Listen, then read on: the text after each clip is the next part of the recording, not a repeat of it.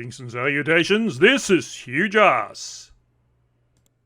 It's getting late in the week, and I haven't got anything for irrelevables, whatever you pronounce it. Okay, Ranty, he's always a good source. Yes, I've been saving up this one for a little while. Ranty's since turned over his channel to Brandon Toy, of course, I think most people know that. But before that, when he was running the show himself, he would constantly run in the background this set of memes. I've always wanted to go through those because most of them are utter nonsense. In fact, it's hard to look at them as anything other than propaganda. And it sounds like a nice, easy video for irrelevables. Oh, for God's sake. All right, let's have a look at the memes. Yes, well, fairly standard for the conspiracy nutters. This next one is as ineffectual as it is stupid. Way too many words for a meme. Let me read it to you. Yet another flat earth proof. The Suez Canal, 102 miles, no locks. The Suez Canal connecting the Mediterranean with the Red Sea is 102 miles long without any locks, making the water an uninterrupted continuation of the two seas. When constructed, the Earth's supposed curvature was not taken into account. Citation needed. It was dug along a horizontal datum line 26 feet below sea level, passing through several lakes from one sea to the other, with the datum line and the water's surface running perfectly parallel over the 102 miles. If the Earth were a globe with a circumference of 24,901 miles, there would be 6,936 feet, 1.31 miles. For God's sake, this is the world, use metric, of curvature, but it is completely level with no locks needed. The Earth is flat and stationary, research it. Well, if you researched it, first of all, you would have found, as this paper from Science Direct says, that the sea level variation along the Suez Canal is a minimum range of 47 centimetres. That's due to tidal fluctuations, etc. And what are tidal fluctuations due to? Gravity, you fucking retard! Gravity! Have you ever heard of fucking gravity? Gravity! Gravity! But despite that, that's not the biggest problem with this meme. You're confusing elevation with curvature. Elevation is height above sea level. Technically it's above mean sea level. And whether the Earth is flat or a globe, that's going to mean the same thing. You are going to get the same result with that canal. Elevation above sea level is not curvature. On a globe, it's effectively the distance to the centre of the Earth, less the radius of the Earth, assuming the radius is based on mean sea level. This is basic stuff, guys. Yeah, no shit, you can see it from a mountaintop. This looks very much like the photograph taken from Windmill Hill on Wikipedia. As Wikipedia says, the elevation of Windmill Hill is about 120 metres. So that means we need to find the candidate of that rather tall mountain on the African side, and the best candidate that I can find is called Jebel Musa. So if we measure the distance between Jebel Musa and Windmill Hill in Gibraltar, we get almost exactly 25 kilometres. Let's look up the height of Jebel Musa, and it's 851 metres according to Wikipedia. I'm going to use Walter Bislin's Earth Curve calculator to figure out how much of Jebel Musa should be hidden if you're viewing it 25 kilometres away on Windmill Hill in Gibraltar. So we'll go for 90, which was the smaller elevation that Wikipedia gave us. It's 25,000 metres away, 25 kilometres, and it's 851 metres.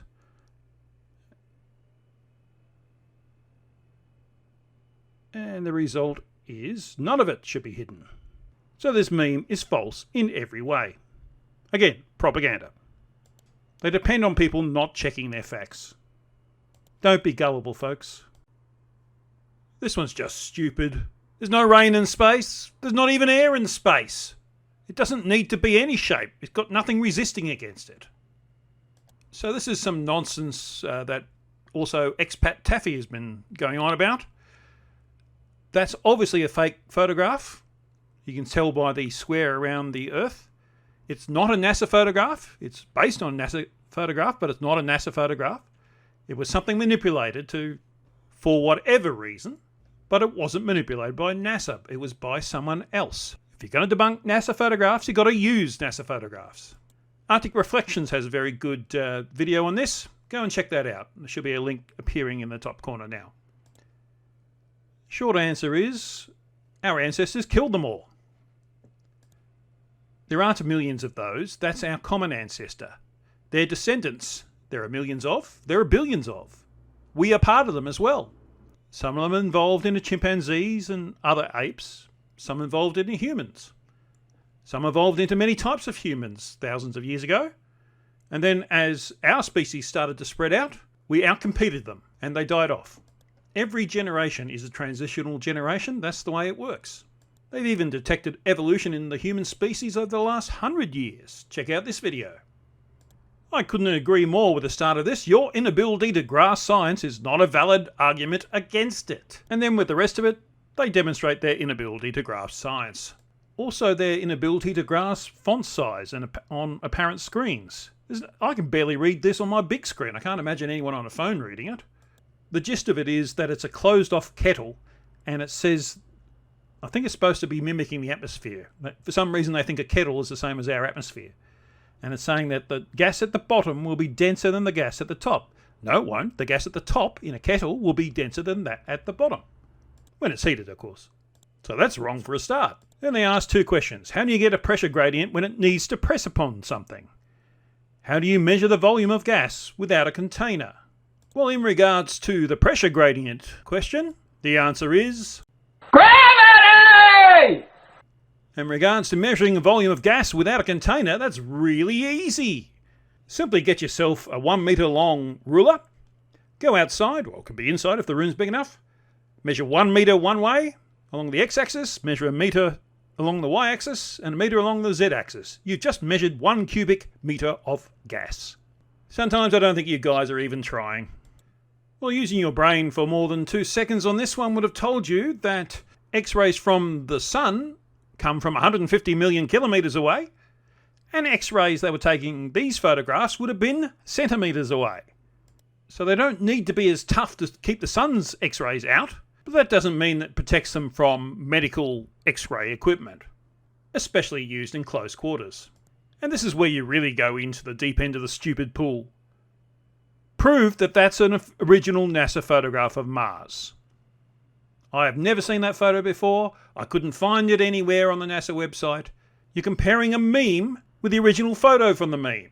And it's so blatantly obvious you shouldn't have fallen for it. Yet here you are, deceitfully putting it up as if it means something.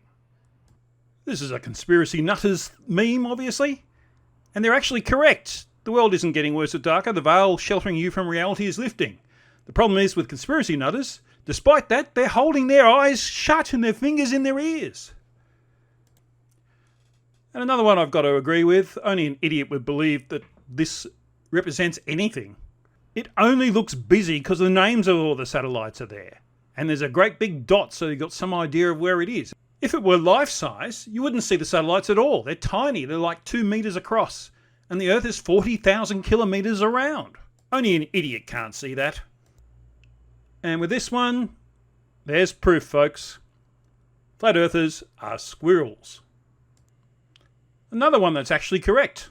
Flat Earth crazy, ball Earth normal. That is, if you take into account all the observable facts. Now, I don't know why he dropped a Bible one in there. I'm happy for people to believe whatever they want to believe, as long as it doesn't negatively impact on others. But I think it's funny that they'll ignore anything that people who have dedicated their lives to figuring out how the world works, i.e. scientists, and yet they'll listen to something that was written in a book thousands of years ago by goat herders. Again, a very poorly thought out meme. You can't really read what it says. I'll read it to you.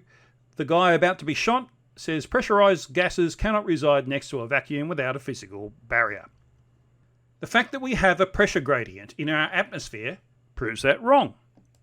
On the surface we have about 15 pounds per square inch of pressure. Go up a little bit and it's 14.9. Go up a little bit more, it's 14.8. Go up a little bit more, it's 14.7. You can test this by having a air pressure gauge measuring at the bottom of a building, a tall building. In fact, it doesn't have to be that tall, maybe 10 stories. Go up to the top of the 10-story building and measure it again. You'll see that there's a change in air pressure. Let alone going to the top of Mount Everest, it's clear that the gradient goes all the way. And at some point, it'll be 0.001 of a psi, and then it'll be vacuum. And what's holding the majority of those air molecules close to the Earth, relatively, rather than allowing them to fly off into space to drift forever? Gravity! Another one from the pool of stupid. They're implying a Truman Show type thing here, that it's all staged. Too stupid to comment on further. This next one's a bit of an own goal, I suspect, because it seems to me that someone created this meme to make fun of flat earthers, and yet they're putting it up as if it's truth. Idiots. Well, no, there shouldn't be. Two different pictures of the Earth taken from two different altitudes would get two different results. You can test this yourself. Get a globe, take a picture of it from a fair way away, then take a picture much closer. Zoom in on the far away one so that the Earth's apparent size is roughly the same as the other one, and they'll look very different, much like this photograph. Again, another one that was meant to make fun of flat Earth, I suspect. A cat looking over the ice wall. So a rich man has the money to get hair transplants. Whoop-de-doo! Oh, there's a convincing argument.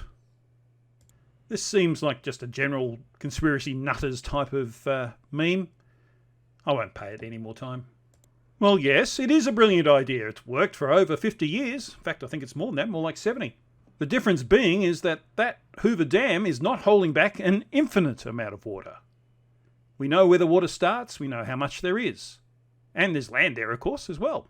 If I have to spell it out, they're implying that this proves the dome in some way. It's a false comparison. Well, this one's actually an intelligent type of meme because it gives you a bit of a thought experiment. It wouldn't happen the way they're describing it because presumably there's air in the hole. So therefore you'd have air resistance and that would slow you down even more. So you wouldn't get enough momentum to pop out the other side. And because of that air resistance, you would sort of ping-pong between the centre of the Earth and somewhere between the crust and the centre. Until it all equaled out, you'd lost all the energy to the air resistance and you'd just be stuck at the centre of the Earth. You need a very long rope to get out.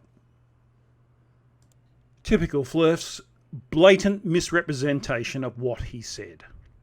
And somehow they think this proves their point? Well, given that all available evidence says that Jupiter is a gas giant in an infinite vacuum, I'm not sure what your point is.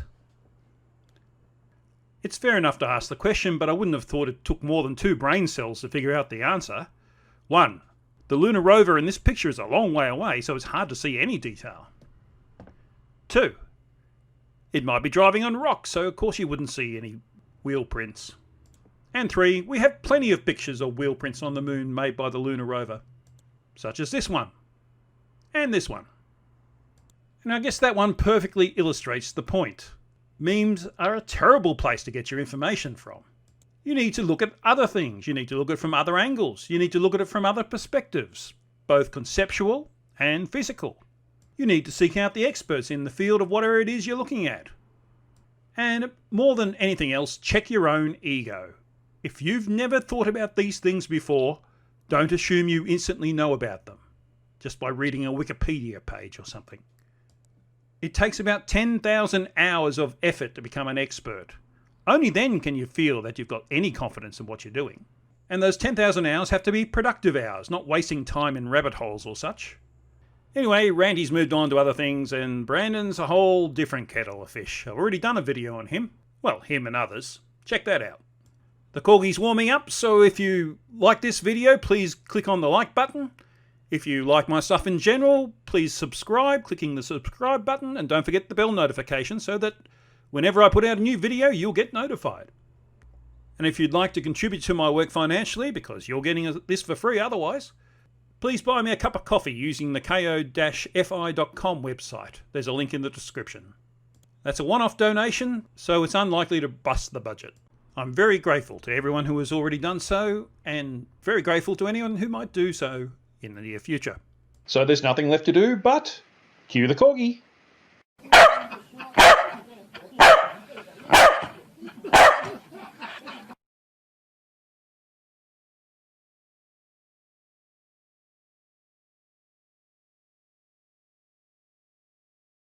You're despicable.